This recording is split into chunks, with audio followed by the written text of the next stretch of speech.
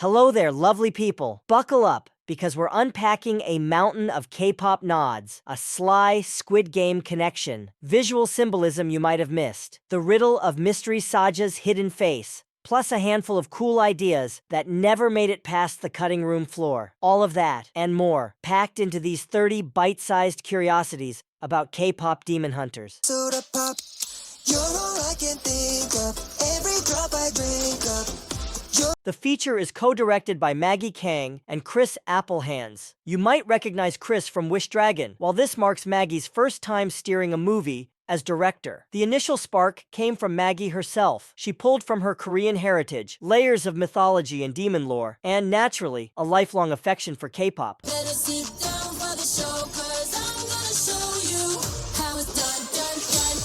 Every musical number here has a job to do. We'll touch each track as we go, but the obvious opener is How It's Done, which introduces the Huntrix, a K-pop girl group who moonlight as demon hunters. Their music, and their bond with fans, powers the Hanmoon, a protective barrier that keeps demons from overrunning our world. Early on, a demon perched on an airplane wing tips its hat to that classic Twilight Zone episode. Yes, the one endlessly spoofed in films like Madagascar 2, Cloudy with a Chance of Meatballs, the Lego Batman movie, and beyond. You'll also spot Huntrix merch, whose design language evokes the Powerpuff Girls. It's hard not to think of New Jeans, since that group has woven similar retro cartoon aesthetics into their brand. The girls often greet their manager in cheerful chorus. It's very much a wink to Charlie's Angels. Hi, Bobby. Yeah, hi.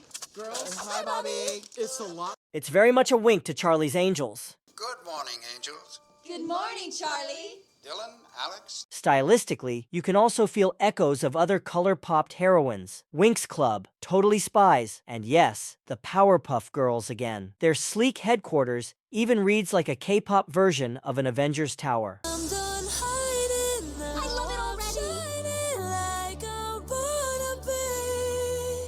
Golden is the next standout, and its vibe unmistakably calls to mind IVE's I Am. In both videos, the idols pull that audacious shot of riding on the outside of an airplane. Functionally, Golden drills deeper into character. This is where we learn Rumi is part demon, and we feel the strain of a secret she's terrified to expose. The song also spells out the Huntrix's mission, to turn the Hanmoon golden, an unbreachable shield. In storytelling terms, it's essentially the Disney-style I Want song, the moment a protagonist sings their heart's compass out loud. For Rumi, that wish is simple and impossible. If she can seal the Hanmoon, maybe the markings on her skin and the demonic half of her identity will fade for good.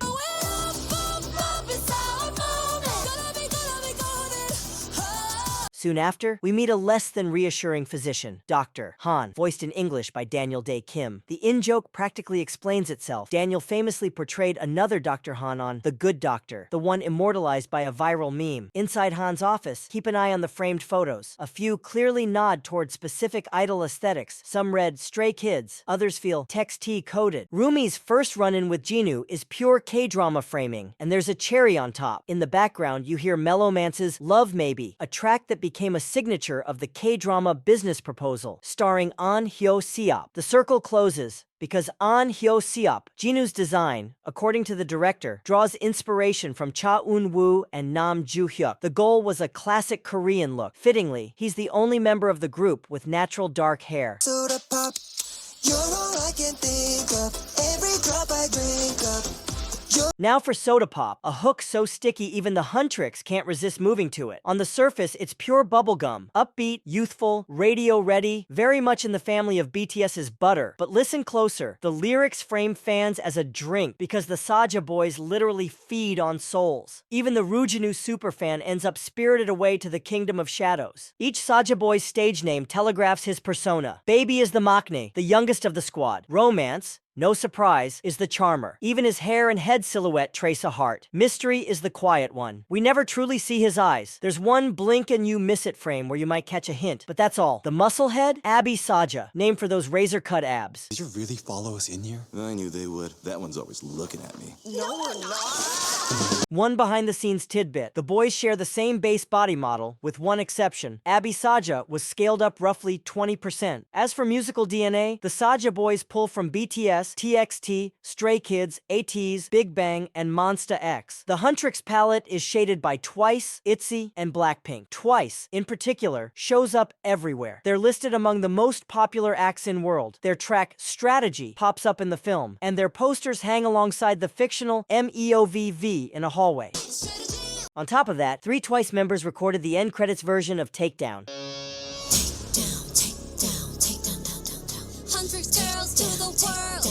In real K-pop, ISAC, the Idol Star Athletics Championships, is basically a mini Olympics for idol groups. The movie originally planned a Huntrix versus Saja Boys showdown in that setting, but executives worried the reference wouldn't land globally. Seriously? So the sequence morphed into a fan signing, a more universal event. The director also pushed back against a stale trope. Heroines don't need to be just sleek, sexy, and forever composed. Her Huntrix can be glamorous and ridiculous, chaotic, goofy, even burpy, without losing their sparkle. The idea was fabulous, but fully human. Even Jinu earns a clumsy gag. He tries to dart out of a restroom, slips on a wet patch. The group's name is a double pun. Saja means lion, which explains the logo, but it's also tied to the Josung Saja, the grim reaper-like figures of Korean folklore who ferry souls to the afterlife. Rumi's name carries another personal twist. The character predates the director's daughter. Maggie loved the design so much that when she later had a child, she named her Rumi. Young Rumi in the film is voiced by the daughter herself. Maggie Kang cameo voices multiple roles too. The demon flight attendant in the opener, a news anchor, even a crying demon. Her name also sneaks onto a fan screen. She appears as one of the users shipping Jinu and Rumi. The demon king Guima is voiced by another leader figure, Lee Byung-hun, instantly recognizable thanks to Squid Game. Early storyboards show a version where Guima punishes Jinu physically, hoisting him into the air in shackles. The finished film pivots to a psychological cruelty instead, the condemning voices of Jinu's family. Supernatural weapons that burst from thin air and physics-defying stunts? Sure, but the most unbelievable beat might be how freely everyone eats. In the real K-pop machine, diets can be punishing. Here, though, it's a fantasy realm where demons are real and calories aren't. Because it's a Sony project, you'll spot some Sony tech in the wild, subtler than Hotel Transylvania, but Xperia phones definitely peek through. This is also Sony's 4th straight-to-Netflix animated release after The Mitchells vs. the Machines, Wish Dragon. Rujinu shippers, brace yourselves. A planned aquarium date with an actual kiss was cut. What survives is their duet, Free, a moment where they lay their fears bare and lift each other up. It's the love song, the instant when you think, okay, they're endgame. All the secrets that keep me in chains and all the damage that might make me dangerous. A little comic garnish brightens the scene. Why does the bird wear a tiny hat? I made it for the tiger, but the bird keeps taking it.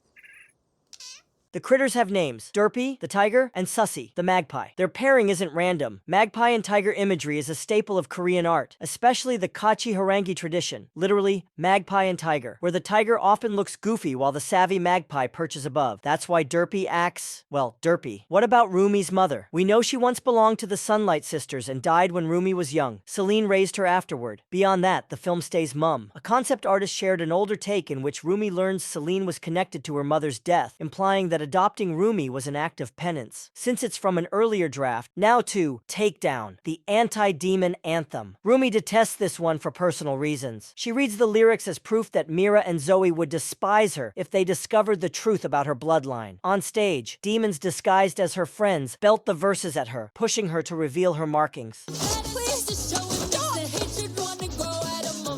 It's the turning point into the film's darkest stretch, the moment the Huntrix fracture and hope nosedive. Right after, the Saja boys drop a video message. Pause at the precise frame and you'll catch a glitch. The boys flicker into their Jeosung Saja forms, previewing their big reveal. Rumi's crisis isn't just plot, it's a parable about shame, the learned reflex to bury parts of ourselves out of fear. From childhood, Celine convinced Rumi her marks had to stay hidden because others wouldn't accept them. Even after the truth blasts into the open and Rumi turns to Celine for comfort, Celine can't quite touch her face. She still pushes the idea that they can keep hiding. You get it? This is what I am. Look at me. Why can't you look at me? Why couldn't you love me? I do. All of me! The metaphor travels beyond demon marks. Any trait people are pressured to mask lives in that scene. And it's not just Rumi. Her friends carry their own hush-hush struggles. The way forward isn't pretending those parts don't exist, but letting people who know you're more than your worst fear stand with you. As a certain teen pop icon once reminded us, nobody's perfect. Since we're on villainy, the Saja Boys have another banger, Your Idol. It's a midnight dark earworm about controlling fans. Seductive and scary at once. Notice the branding shift. The lion logo loses its mane, and those ears sharpen into demon horns. They're done pretending. Power, more than gold. Yeah, you gave me your heart, now I'm here for your soul. At the climax, Zoe finally peeks under Mystery Saja's veil, yet we never get the payoff. The movie never fully shows his face. Concept art floating around hints at his true look, but the film keeps it cloaked. There was also a discarded version where Jinu, before fading, hands his hat to Rumi, a small keepsake to remember him. In the final cut, he disappears with the hat. Which hurts more, losing him and the memento, or seeing her clutch it forever? I broke into a million pieces, and I can't go back. What it sounds like marks the sunrise after the long night. It's the track where the Huntrix embrace every part of themselves and return stronger. Their harmonies wake their fans as the film doubles down on its argument about music's power to unite, to heal, to create community. Watch Mira and Zoe's wardrobe. They begin in darker tones, but when they hug and reconcile, their outfits turn white, signaling a repaired bond. Look closer, and you'll notice holographic motifs that echo Rumi's markings, a visual pledge that they're fully on her side now. When Guima falls, the barrier the girls forge isn't the pristine golden An-moon they chased at first. It's a rainbow Han-moon. That choice is symbolic. Gold suggested unattainable perfection. The rainbow version embraces the full spectrum, strength that comes from accepting complexity, not erasing it. Critics were kind. Reviews called out the sharp comedy, punchy action, and thoughtful handling of acceptance and the communal force of music. The cultural texture was praised too. The girls' weapons, the Norige charms symbolizing luck and hope, and a soundtrack that doesn't just decorate scenes, it drives them. There's a reason the album did so well on Spotify. On the animation front, the character designs are wonderfully expressive, and the overall look mashes anime influences with 3D, touched by concert lighting, editorial photography, slick music video grammar, and K-drama staging. It's a ride worth taking. The director knows the film leaves threads dangling. Rumi's origins. Who was her father? What really happened to her mother? Zooming out to the girl group. How were Zoe and Mira chosen? And what made them hunters in the first place? The Saja boys. We learn Jinu's story, but what about the others? Are they demons without backstories? Or is that our cue to theorize? And the ending. What became of Baby and Romance? Unlike the others, we never see them vanish on screen. Were they defeated off camera, or did they slip away? Since Jinu gave Rumi his soul, is there a path to bring him back? There's a practical reason for all the open questions. The team had to trim many concepts to meet a strict runtime cap, no more than 85 minutes. The hope is to dig deeper in a sequel. The universe clearly has room to grow. If you enjoyed this deep dive, hit that like button. Huge thanks to the channel members for the support. And that's a wrap. See you next time.